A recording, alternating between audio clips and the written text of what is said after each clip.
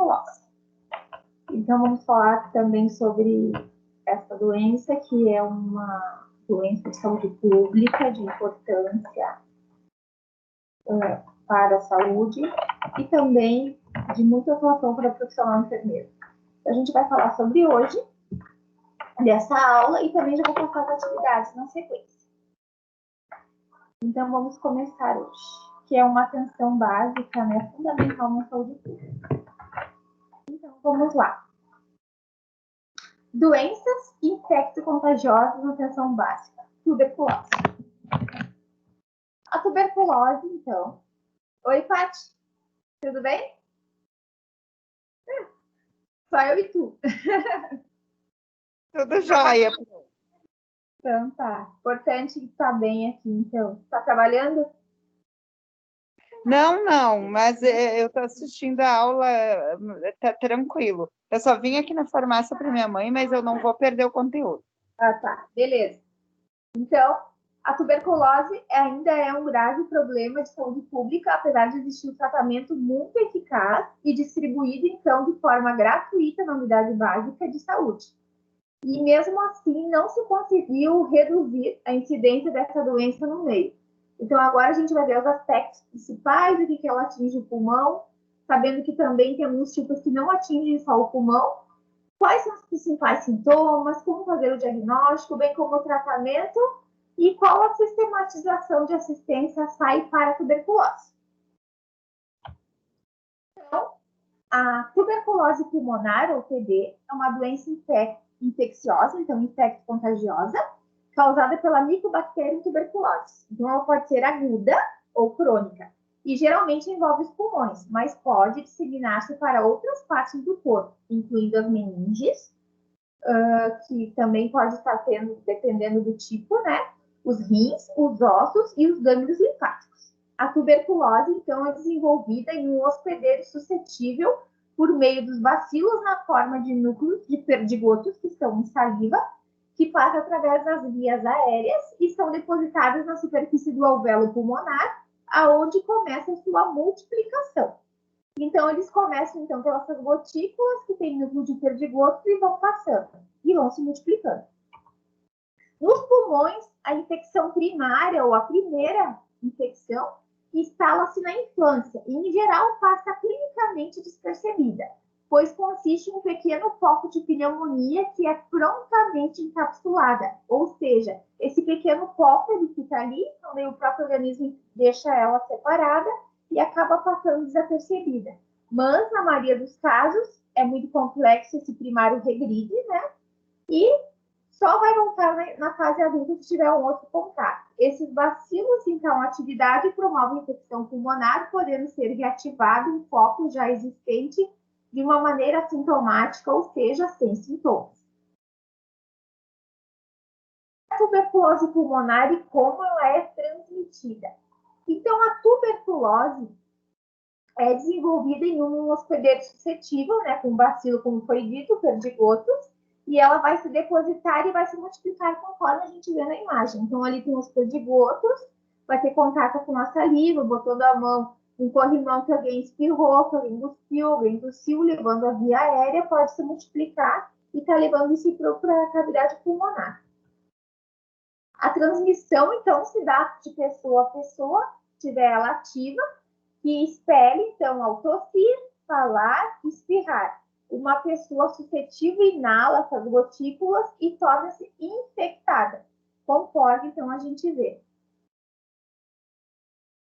A tuberculose é transmitida de pessoa portadora da doença em fase ativa, que ao tossir, falar, espirrar, cantar, vai estar expelindo gotículas e vai ficar infectada. A infecção primária dura em média de 4 a 12 semanas, até a tuberculose pulmonar se evoluir e se tornar também tuberculose extrapulmonar. Como ela pode ser transmitida ainda? Então, entre o intervalo de 6 a 12 semanas, a 12 meses, após a infecção, constitui um período de maior risco. Então, de 6 a 12 meses esse período é de maior risco. Então, essa infecção vai ter a fase de transmissão, que dura enquanto o paciente elimina o bacilo. Então, quando ele está eliminando o bacilo, tem risco de infecção.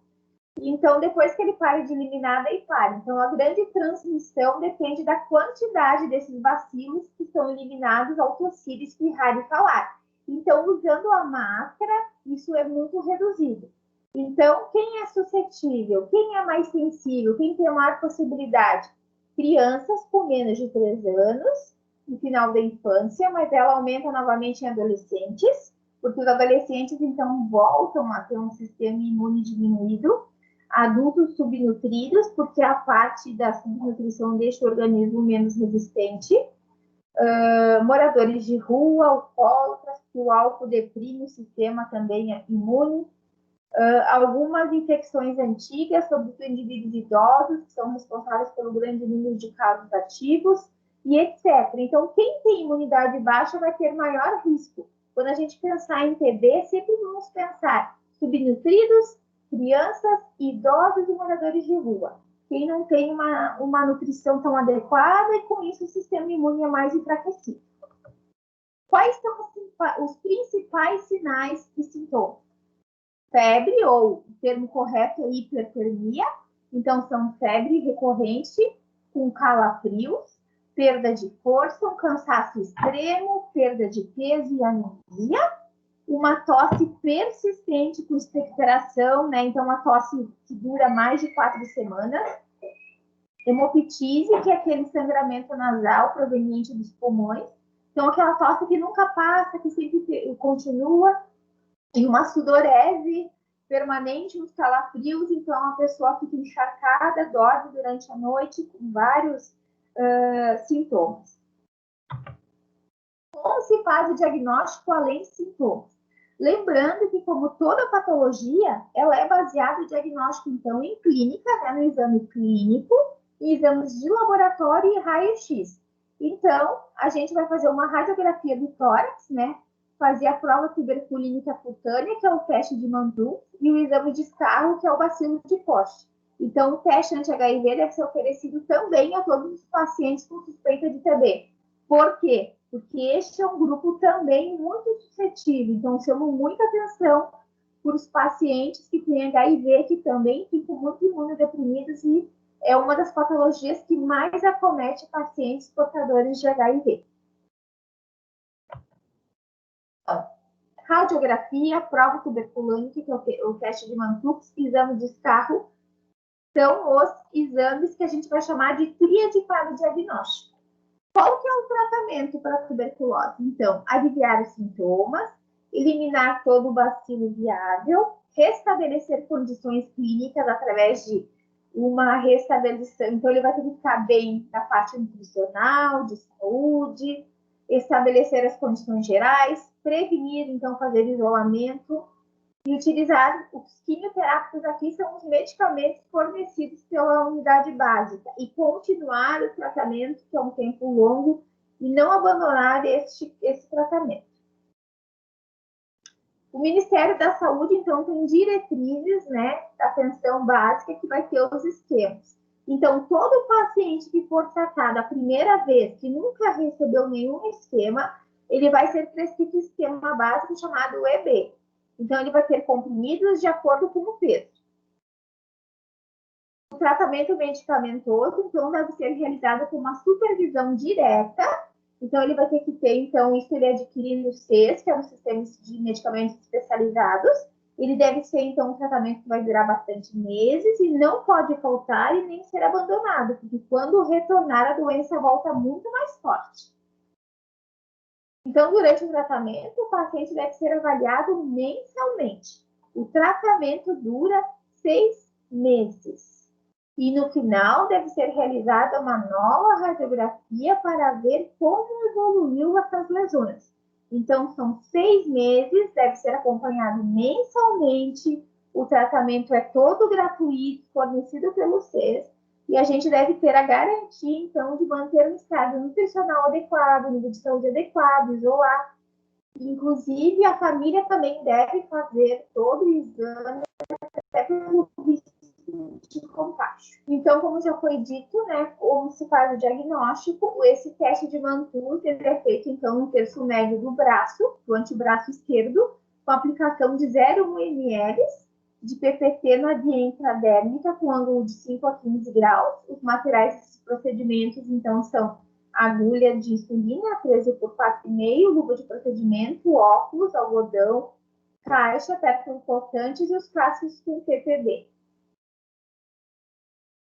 O enfermeiro deve orientar o paciente, então, quanto ao procedimento, avaliar a região a ser aplicada, em caso de sujidade aparente, lavar com água e sabão antes, lavar as mãos, calçar as luvas, os EPIs, aspirar, então, a solução, selecionar o local da aplicação, posicionar a seringa com o bisel voltado para cima, esticar bem a pele e inserir a agulha conforme a técnica da intradérmica. Então, verificar se houve a formação da pápula, que é onde vai ficar o inóculo armazenado, desprezar o material em seguida, higienizar a mão e fazer o registro. Então, conforme a imagem aqui ela mostra, os cuidados após a aplicação, então, são de não coçar, não passar nenhum produto, retornar na data marcada, então, para a leitura, que deve ser em torno de 72 horas, ou no máximo 96 horas da leitura. Deve-se identificar o local da aplicação, palpar superficialmente a área endurecida, né, e medir a área, considerando o paciente infectado, se apresentar induração, né, que fica endurecida, igual ou superior a 5 milímetros.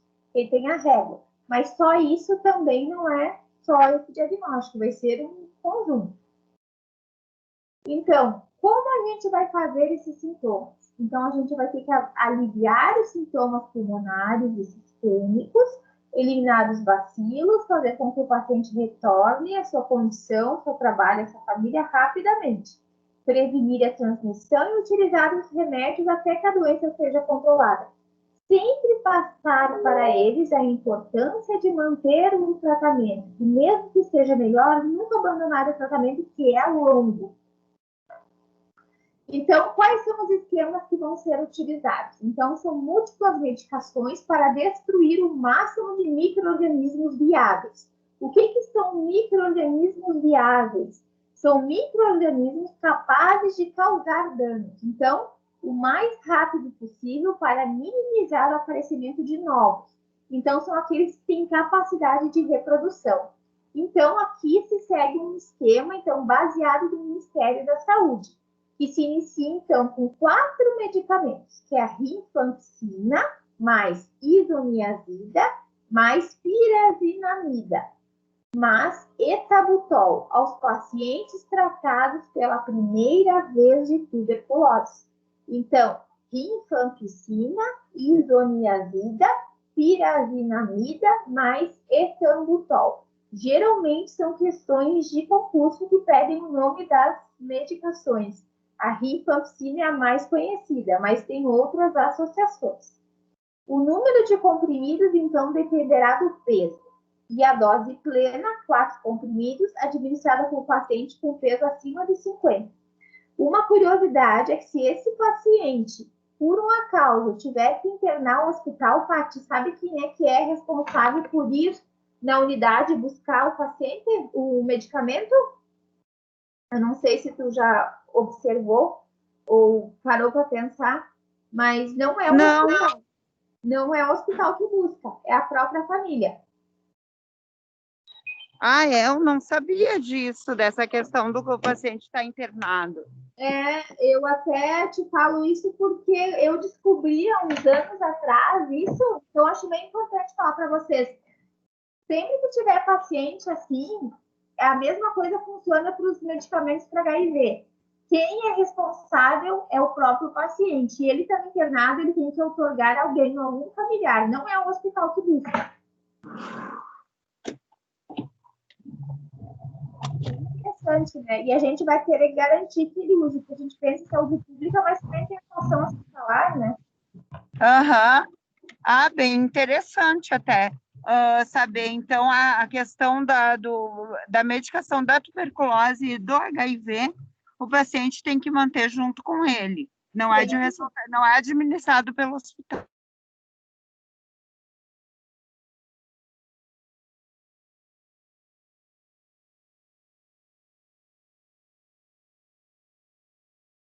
habilidade deles. Ah,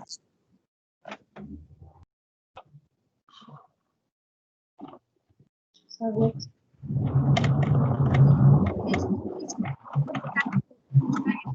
Mas eles têm que ir atrás e tem que ter junto com eles, porque eles têm que tomar de forma contínua, né? O de HIV, então, é para sempre, né? aham. Como que eu vou fazer uma consulta de enfermagem, então? A consulta de enfermagem vai ser um instrumento de trabalho e a gente deve seguir todas as etapas do processo. E a enfermeira, então, deve avaliar o paciente mensalmente ou quando necessário. Então, também a paciente a oportunidade de conhecer melhor o indivíduo e suas dificuldades para planejarmos as ações pertinentes.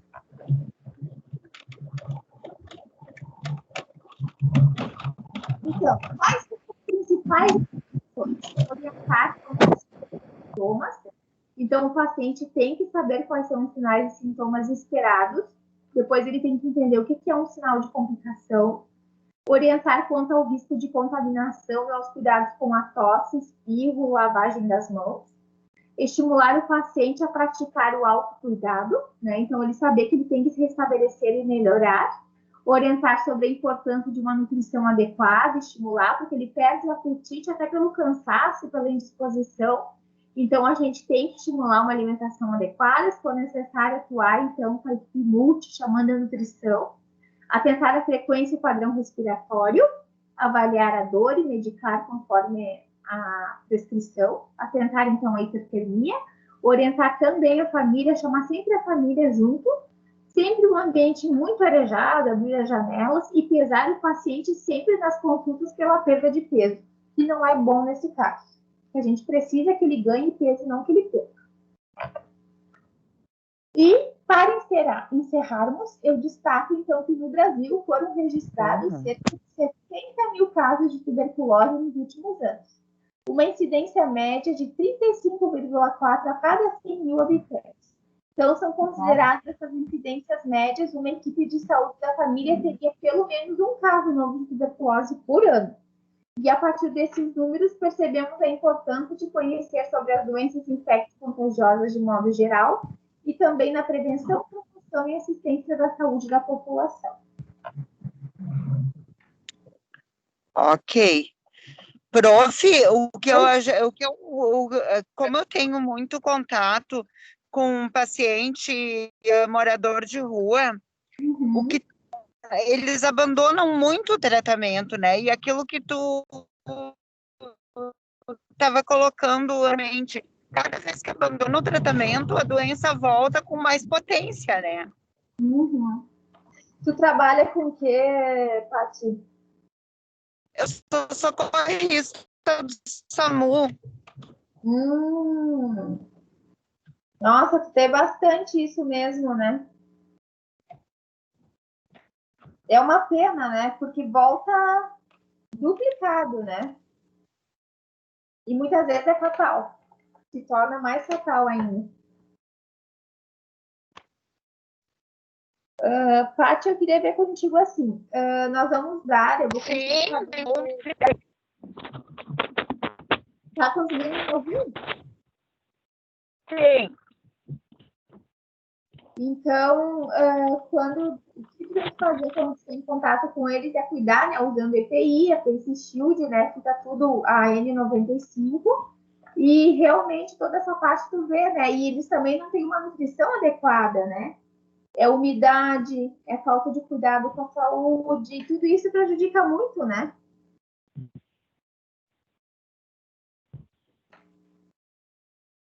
Tati? Tá aí? Sim, tô aqui, prof. Oi? Oi, tá me ouvindo? Agora sim. Eles nos chamam em caso de extremo, quando eles estão muito mal, né? Eles não têm nada como eu te digo assim, ó, vacina, nutrição, eles estão direto no frio, na umidade, estão expostos a outros agentes que facilitam a entrada do bacilo, né? Então, eles também, o que mais tem também os moradores de rua, né? Bem isso que acontece. Bem como tu falaste, uma boa observação. E tu já sabe que tá no 10º semestre, né? Que área que tu vai querer atuar, assim, tu...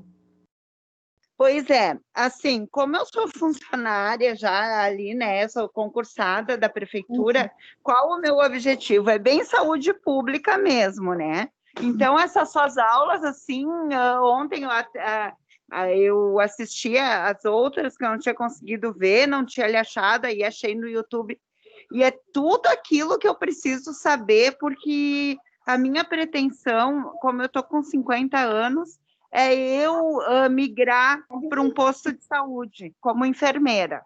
Ai, que bom, tomara que tu consiga. Mas tá bem bonita, viu? Não parece que tu tem 50. Tá conservadona. Ah, imagina. E daí, então, eu vou fazer um concurso, ano que vem vai abrir para enfermeiros, daí eu vou fazer o concurso e a minha pretensão, então, é daí, porque o pré-hospitalar eu tenho 16 anos já de SAMU, né? Uhum. Então, eu quero deixar para um pessoal mais jovem também, né?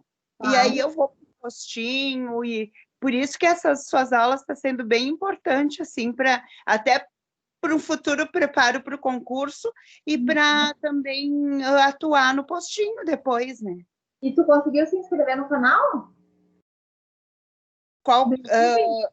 sim, consegui. Ai, que bom. E aí, o que for, tu viu que tem outras aulas também de outras disciplinas que tu pode acessar, né? Tem outras ali que tu pode estar acessando. Aham, eu vi, tem bastante conteúdo ali, bem legal. Tem o exame físico que vai ajudar vocês também, tem essa, tem tópicos 1, que tu tá precisando.